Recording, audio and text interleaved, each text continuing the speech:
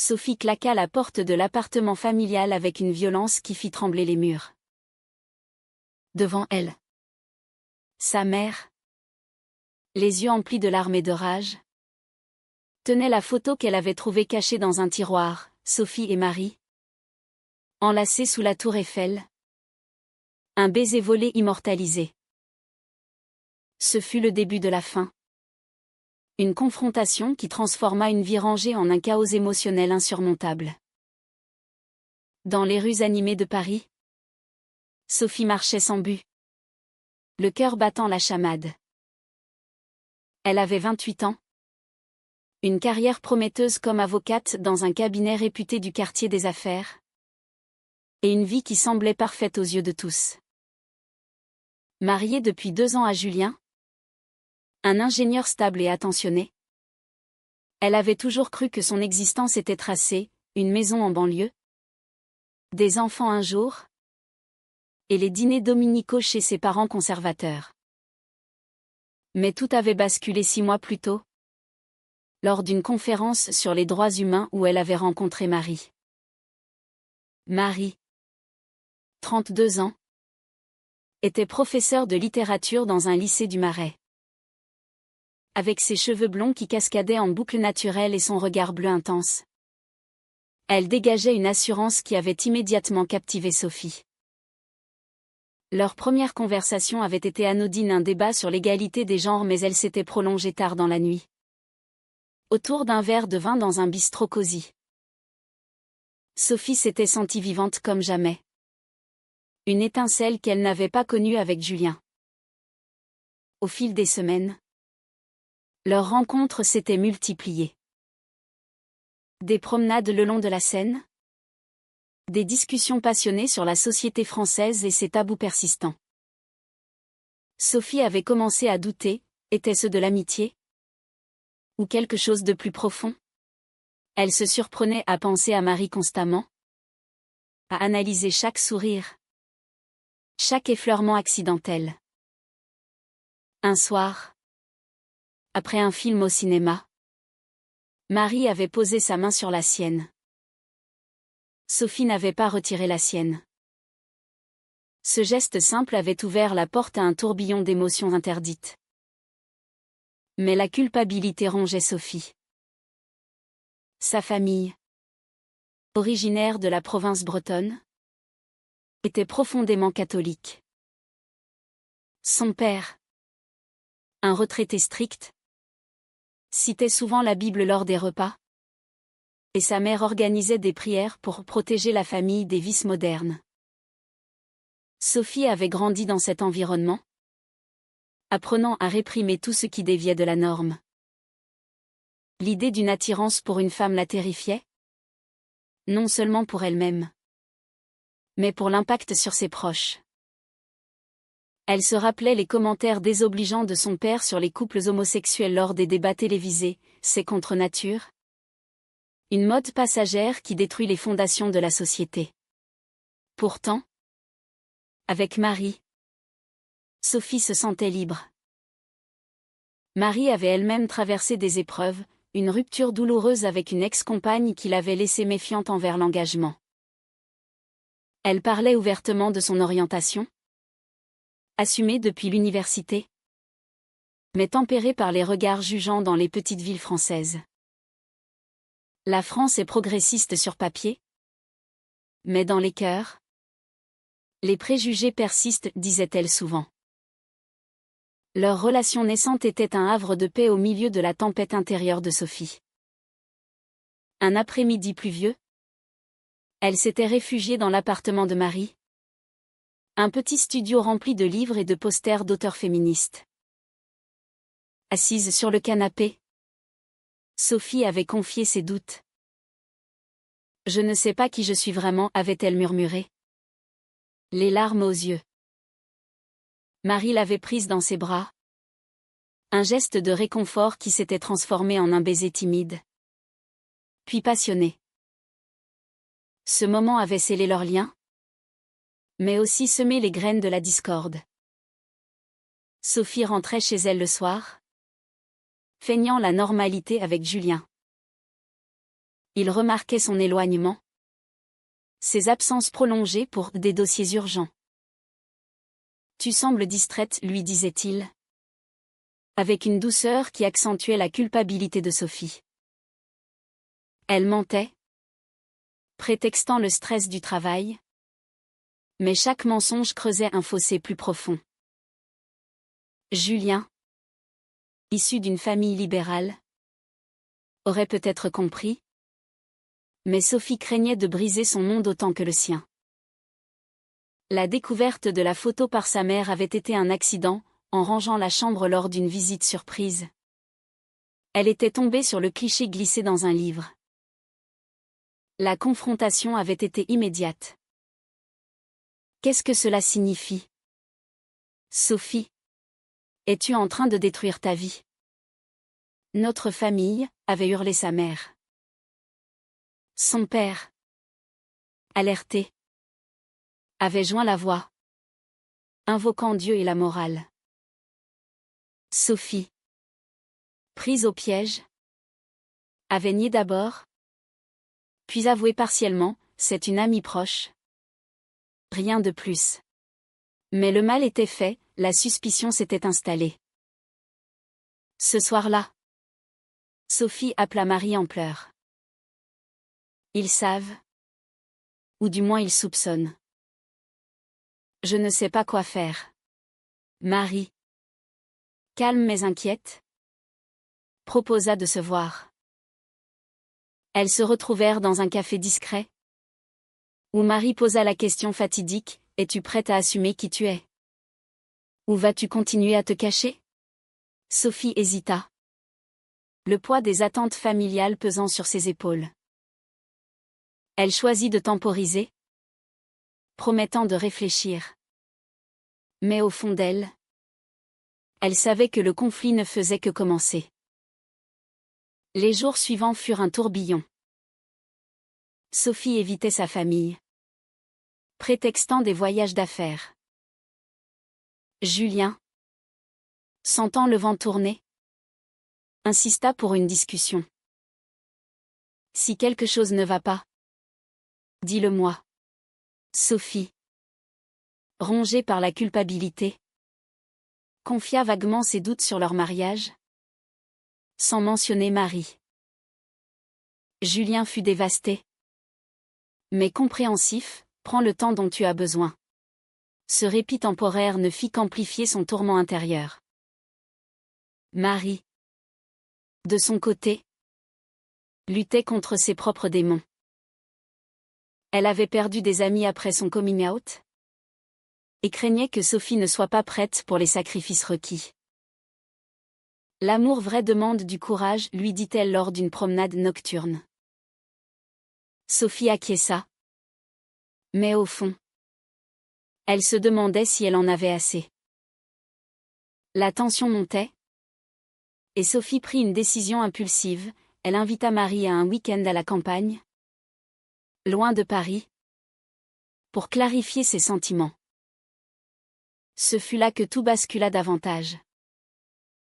Dans une petite auberge normande, elles passèrent des heures à parler, à se découvrir. Sophie se sentit enfin en paix. Mais un appel de sa mère interrompit l'idylle. « Ton père est malade ? » Rentre immédiatement. Était-ce vrai? Ou un piège pour la ramener au bercail? Sophie rentra précipitamment, laissant Marie seule avec ses doutes. À son arrivée, elle trouva son père en bonne santé, mais une réunion familiale l'attendait. « Nous savons pour cette femme, » déclara sa mère froidement. Sophie, acculée, dut choisir, nier et perdre une partie d'elle-même, ou avouer et risquer l'exclusion. Elle choisit la vérité partielle, Marie est importante pour moi. Mais je ne sais pas encore ce que cela signifie. La réaction fut explosive, son père la traita de pécheresse. Sa mère pleura la perte de sa fille parfaite. Ce fut le premier vrai affrontement, marquant le début d'une série de choix déchirants. Sophie rentra chez elle, Julien l'attendant avec des questions. Elle lui avoua tout. Ou presque, je pense que je suis attiré par les femmes. Julien, choqué, proposa une séparation temporaire. Sophie accepta. Mais le prix était élevé, la solitude s'installa, amplifiée par les appels incessants de sa famille. Marie, apprenant la nouvelle, offrit son soutien. Mais avec une mise en garde, si tu n'es pas prête à te battre, cela nous détruira toutes les deux.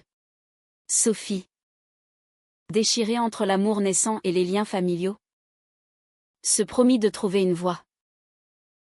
Mais les pressions sociétales, les regards dans la rue, les articles sur les discriminations contre les LGBTQ+ en France, tout conspirait à la faire douter. Au travail, les rumeurs commencèrent à circuler. Une collègue conservatrice avait vu Sophie avec Marie. « Attention à ta réputation », lui glissa Théon. Sophie, fière mais vulnérable, défendit son droit à la vie privée. Mais intérieurement, elle craignait pour sa carrière. La première partie de cette saga se terminait sur une note de tension palpable. Sophie, seule dans son appartement vide, se questionnait, valait-il la peine de tout risquer pour un amour interdit ? Le chemin devant elle était semé d'embûches. Et chaque décision porterait ses conséquences. Les semaines suivantes furent un véritable calvaire pour Sophie. Elle oscillait entre des moments d'euphorie avec Marie et des abîmes de désespoir face à sa famille. Un soir, après une dispute violente avec Julien qui avait abouti à son départ définitif de l'appartement, Sophie se réfugia chez Marie. « Je ne peux plus vivre dans le mensonge », confia-t-elle, les yeux rougis. Marie l'accueillit. Mais avec une réserve croissante, elle avait déjà vécu une trahison similaire avec son ex, qui avait choisi la sécurité familiale au détriment de leur relation. Marie décida de confronter ses propres peurs. Elle invita Sophie à rencontrer ses amis. Un cercle progressiste du quartier latin, où les discussions sur l'identité sexuelle étaient ouvertes. Sophie s'y sentit acceptée pour la première fois. Mais cela accentua son sentiment d'isolement par rapport à son entourage traditionnel. Comment puis-je réconcilier ces deux mondes, se demanda-t-elle lors d'une nuit blanche. La pression familiale s'intensifia. Son père, invoquant des raisons de santé feintes, organisa une intervention avec un prêtre local. « Tu as besoin d'aide spirituelle », déclara-t-il lors d'une réunion tendue dans la maison familiale à Rennes. Sophie, assise face à eux, sentit la bile monter. « C'est qui je suis », répliqua-t-elle, la voix tremblante. Sa mère éclata en sanglots. « Pense à tes futurs enfants. À notre nom. » Le prêtre parla de rédemption. Mais Sophie quitta la pièce, le cœur brisé. Ce fut une trahison, sa famille choisissait la doctrine sur l'amour filial. De retour à Paris, Sophie chercha du soutien professionnel. Elle consulta une thérapeute spécialisée dans les questions d'identité, qui l'aida à explorer ses sentiments. « Votre attirance n'est pas un choix. Mais vos actions le sont », lui dit-elle. Sophie commença à accepter son orientation. Mais le chemin était pavé de doutes moraux. Était-il éthique de briser un mariage pour poursuivre un amour naissant ?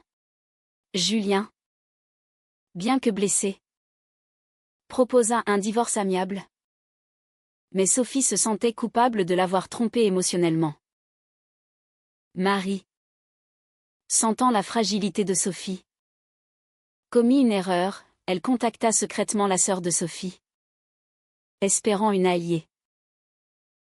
La sœur, plus ouverte, promit de médier, mais cela se retourna contre elle. La famille a pris l'initiative de Marie et l'accusa d'influencer Sophie. Cette femme est une manipulatrice, hurla le père au téléphone. Sophie, furieuse contre Marie pour cette ingérence, explosa. Tu n'avais pas le droit. Ce fut leur première grande dispute, révélant des fissures dans leur relation.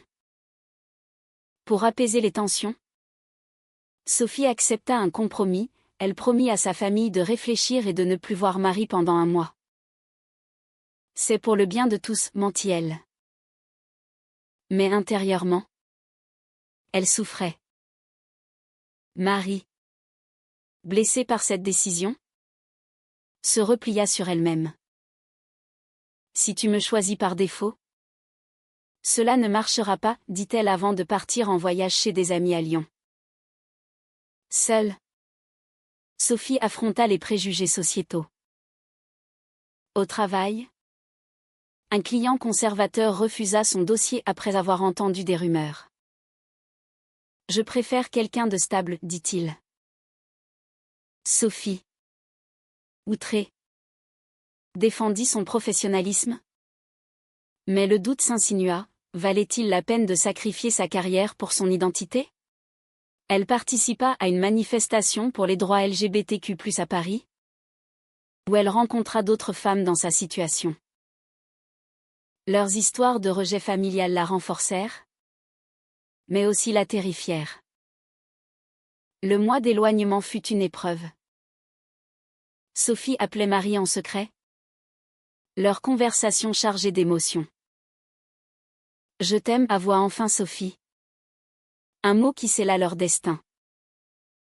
Mais le retour de Marie coïncida avec une nouvelle crise. Julien, apprenant pour Marie, se sentit trahi et menaça de révéler tout à la famille de Sophie.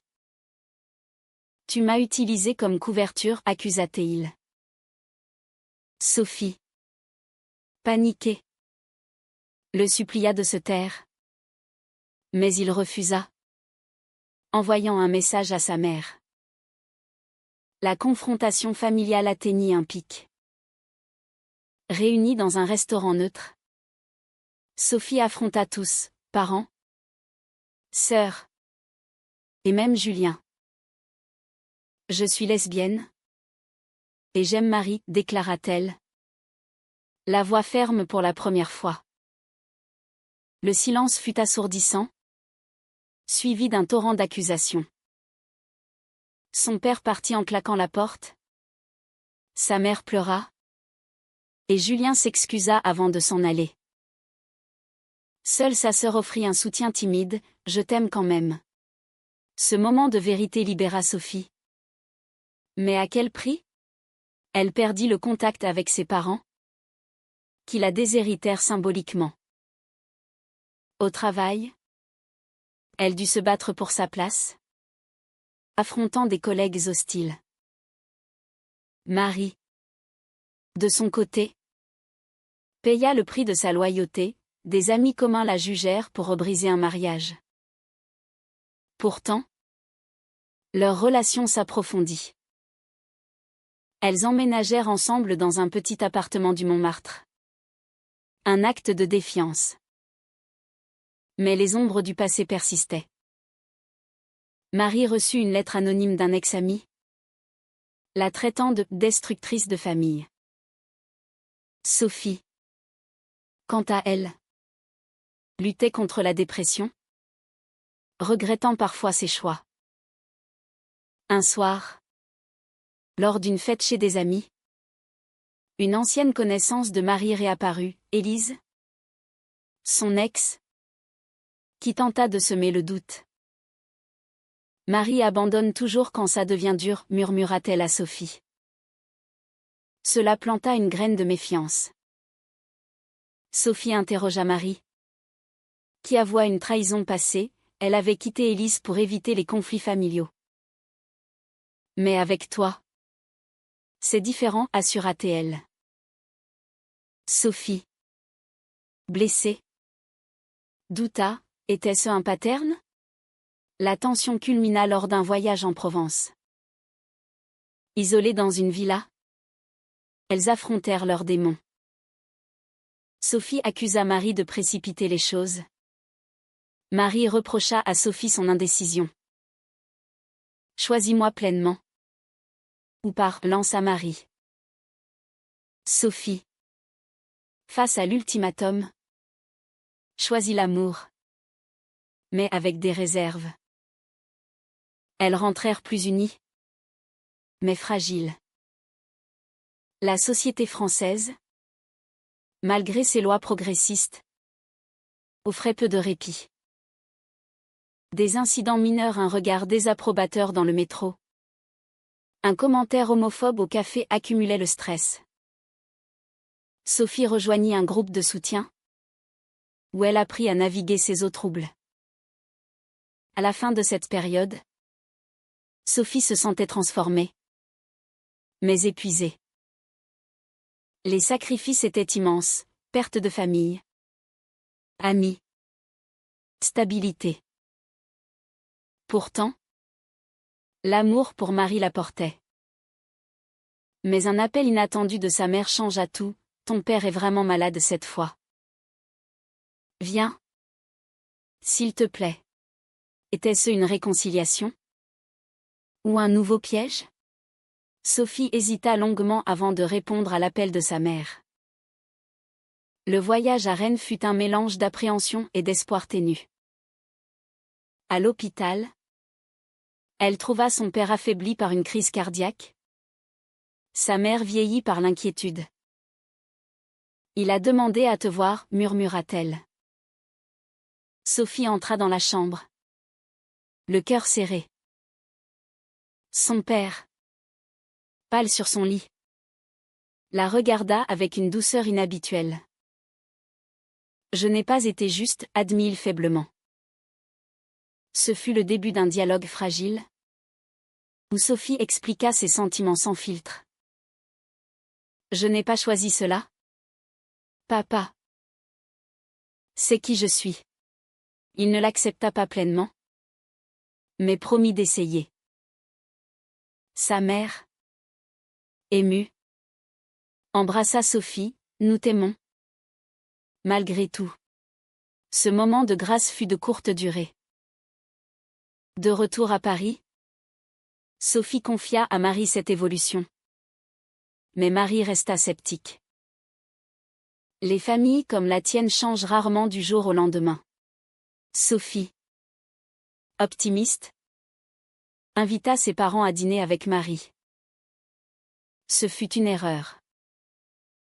Le dîner, dans un restaurant élégant, tourna au vinaigre. Son père posa des questions intrusives sur leur style de vie. Sa mère évita le regard de Marie. Marie, défensive, répliqua avec passion sur les droits humains. La soirée se termina en dispute. Son père déclarant « Je ne peux pas cautionner cela ». Sophie, déchirée, choisit de défendre Marie, aliénant davantage sa famille. Cette confrontation amplifia les motins intérieurs. Sophie se questionnait sur ses priorités, l'amour ou la famille. Elle sacrifia une promotion au travail pour passer plus de temps avec Marie, mais regretta ce choix quand les factures s'accumulèrent. Marie, sentant la pression, proposa de chercher un emploi mieux payé.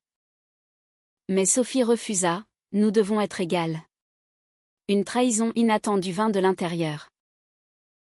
La sœur de Sophie, initialement supportive, révéla à leurs parents des détails intimes sur la relation, espérant les aider à comprendre. Sophie se sentit trahie, tu as choisi leur camp. La sœur s'excusa.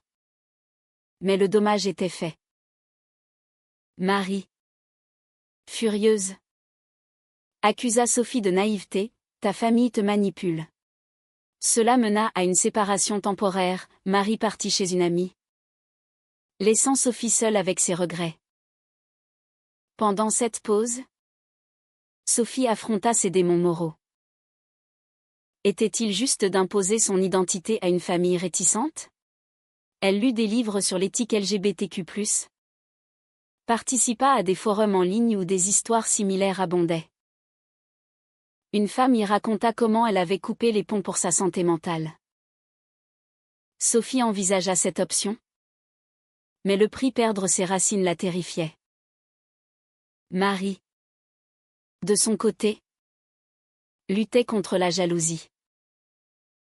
Elle apprit que Sophie avait revu Julien pour finaliser le divorce et imagina le pire. « Es-tu sûre de ne pas regretter ?» demanda-t-elle à son retour. Sophie rassura. Mais une graine de doute persistait. Elles décidèrent de consulter une thérapeute de couple qui les aida à naviguer les eaux troubles des attentes sociétales. La société continuait à peser. Lors d'une fête de quartier, un voisin conservateur fit un commentaire homophobe. Marie riposta. Mais Sophie, craignant l'escalade, la retint. Parfois, il faut choisir ses batailles, dit-elle.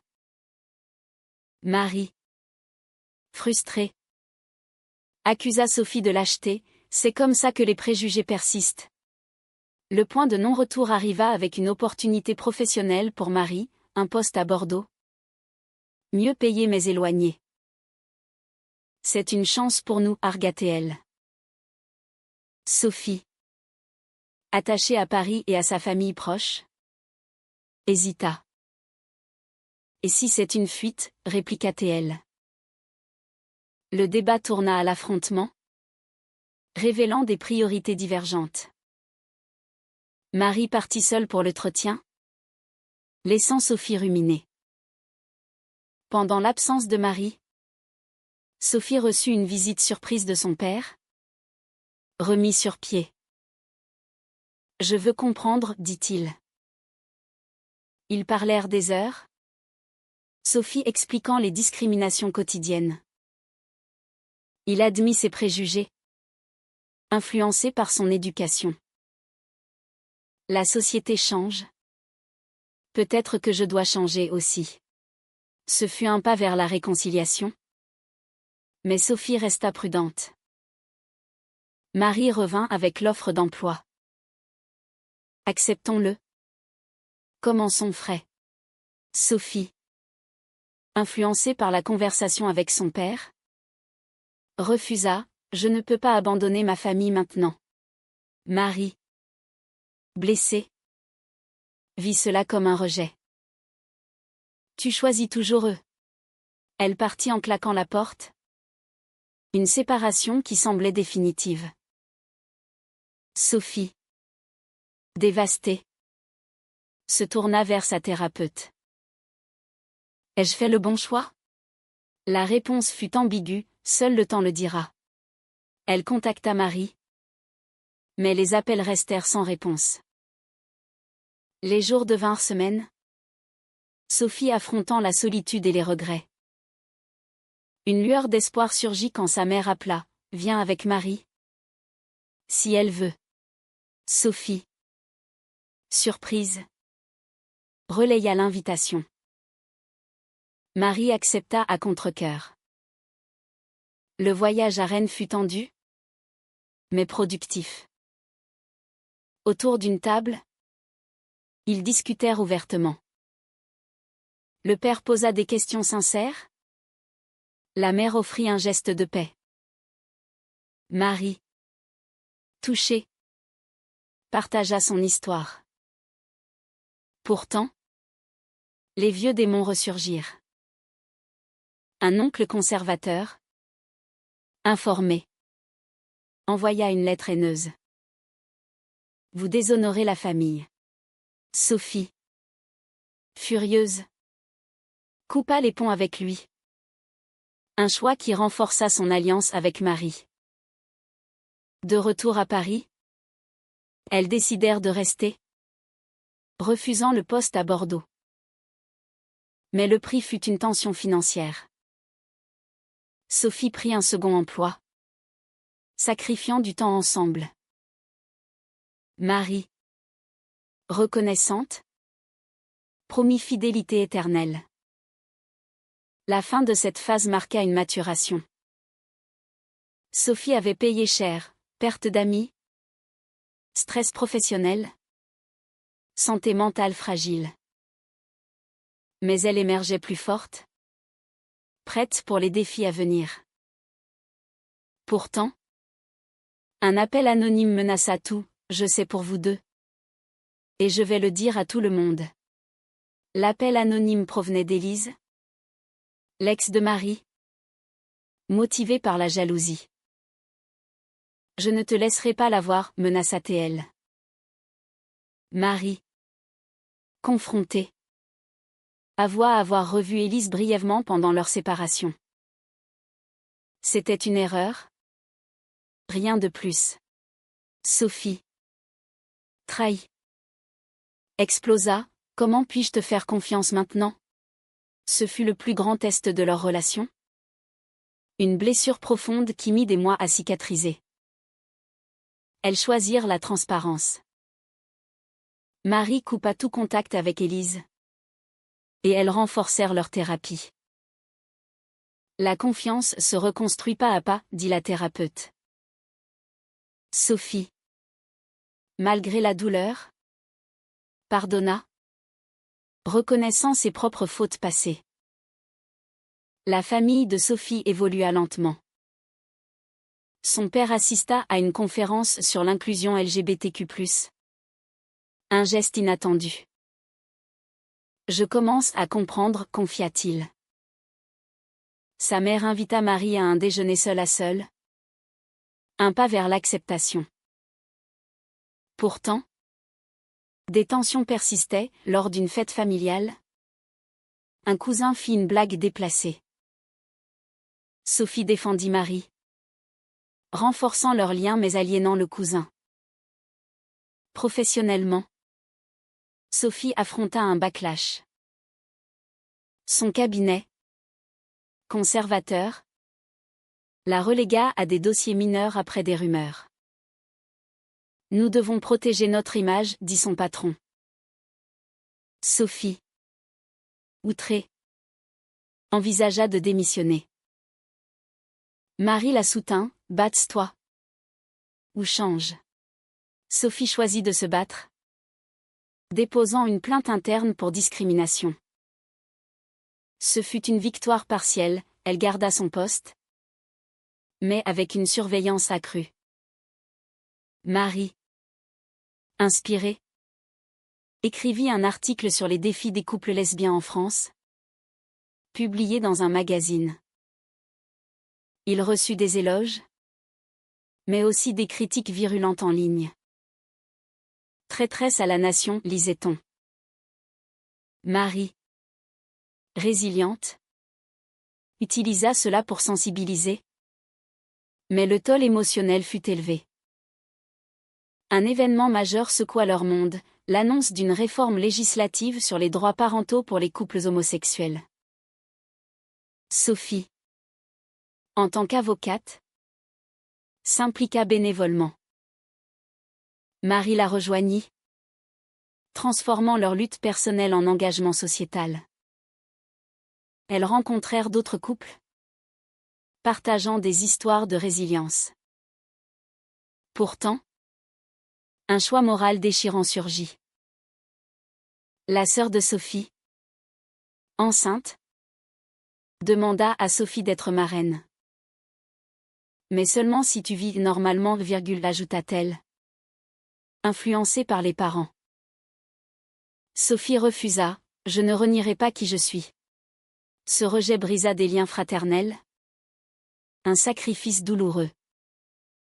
Marie, sentant la fatigue de Sophie, proposa un voyage en Italie pour se ressourcer. Là-bas, loin des pressions, elles renouèrent. Nous avons payé cher, mais cela en vaut la peine, murmura Sophie sous les étoiles romaines. Marie acquiesça, mais avoua ses doutes, et si la société ne change jamais? De retour, une opportunité se présenta, un poste commun à Strasbourg. Dans une école inclusive pour Marie et un cabinet progressiste pour Sophie. C'est un nouveau départ, dirent-elles. Mais cela signifiait s'éloigner de la famille. Sophie consulta ses parents. Nous vous soutiendrons. À distance, répondit le père. Un progrès notable. Le déménagement fut un tourbillon. À Strasbourg, elles trouvèrent une communauté accueillante. Mais les préjugés persistaient. Un voisin refusa de les saluer, invoquant des valeurs traditionnelles. Marie organisa une pétition locale pour l'inclusion, gagnant des alliés. La tension culmina quand Élise réapparut, envoyant des messages harcelants. Je vais tout détruire. Marie porta plainte. Un processus épuisant. Sophie la soutint, mais craignit pour leur sécurité. Est-ce le prix de l'amour, se demanda-t-elle. Au milieu de cela, une joie inattendue, elles décidèrent d'adopter un animal. Un chat symbolisant leur foyer. Cela renforça leur engagement, mais souligna les barrières à la parentalité pour les couples comme elles. Les mois passèrent, marqués par des victoires petites mais significatives. La famille de Sophie visita Strasbourg. Une réunion tendue mais positive. Son père serra la main de Marie, bienvenue. Ce fut un moment de guérison. Pourtant, Sophie luttait contre un burn-out. Les sacrifices accumulés carrière, famille, santé pesaient lourd. Marie, sentant cela, proposa une pause, repensons nos priorités. Sophie accepta. Et elles ralentirent, se concentrant sur elles-mêmes. La fin de cette ère apporta une réflexion profonde. Sophie avait tout risqué. Payé cher. Mais gagné une authenticité précieuse. Marie, de son côté, avait appris la patience. Leur amour, forgé dans le feu, semblait indestructible. Mais un appel de Julien, remarié et heureux, raviva des regrets, et si j'avais choisi différemment? Les années suivantes consolidèrent leur relation, mais pas sans épreuve. À Strasbourg, Sophie excella dans son nouveau cabinet, défendant des cas de discrimination LGBTQ+. Marie devint une voix influente dans l'éducation inclusive. Elles organisèrent des ateliers sur la tolérance, impactant des vies. Pourtant, les ombres sociétales persistaient. Une vague de conservatisme en France, avec des débats sur le mariage pour tous, raviva les peurs. Sophie témoigna au Parlement, exposant ses luttes personnelles. L'amour n'est pas un crime, déclara-t-elle. Marie la soutint, mais les menaces en ligne augmentèrent. Un choc majeur, la mère de Sophie tomba malade. Sophie rentra à Rennes. Marie à ses côtés. Là, une réconciliation profonde eut lieu. Sur son lit d'hôpital, la mère confia, « J'ai eu tort de te juger. Vis ta vie. » Le père, ému, embrassa Marie. Ce fut une victoire amère, car la mère décéda peu après. Sophie, dévastée, trouva du réconfort dans Marie, mais questionna le coup, si j'avais caché. Aurait-elle vécu plus longtemps? Le deuil renforça leur lien. Elles décidèrent de se marier civilement. Un acte de défiance et d'amour. La cérémonie, intime, inclut la sœur de Sophie et des amis. Le père assista. Un geste symbolique. « Je suis fier de toi, murmura-t-il. Pourtant, des absents comme le cousin rappelèrent les divisions. Post-mariage, elles affrontèrent la question de la parentalité. Adoptant via une agence, elles rencontrèrent des biais. Les enfants ont besoin d'un père et d'une mère, dit un fonctionnaire. Sophie lutta légalement, gagnant après des mois. Leur fille adoptive, Lila, âgée de 5 ans, apporta joie, mais aussi défi. Comment l'élever dans ce monde, se demandait-elle. Marie, promue directrice, sacrifia du temps familial. Sophie, équilibrant carrière et maternité, ressentit l'inégalité genrée amplifiée par leur orientation. La société nous impose plus, se plaignit-elle. Elle naviguait ses eaux, payant le prix en fatigue. Un ultime affrontement vint d'Élise, qui publia des rumeurs en ligne. Marie est une briseuse de ménage. Cela affecta leur réputation. Marie perdit des étudiants conservateurs. Sophie poursuivit Élise en justice. Une bataille épuisante mais victorieuse. La vengeance n'apporte pas la paix, conclut Marie. Avec le temps, elles trouvèrent l'équilibre. Lila grandit heureuse, entourée d'amour. La famille de Sophie s'intégra progressivement, le père joua avec sa petite fille. Transcendant ses préjugés. Sophie réfléchit à son parcours, les trahisons, les sacrifices, les éveils. J'ai perdu beaucoup, mais gagné moi-même. Marie acquiesça, notre amour a changé des vies, y compris la nôtre. La société évoluait lentement, des lois plus inclusives passèrent, mais les cœurs restaient divisés.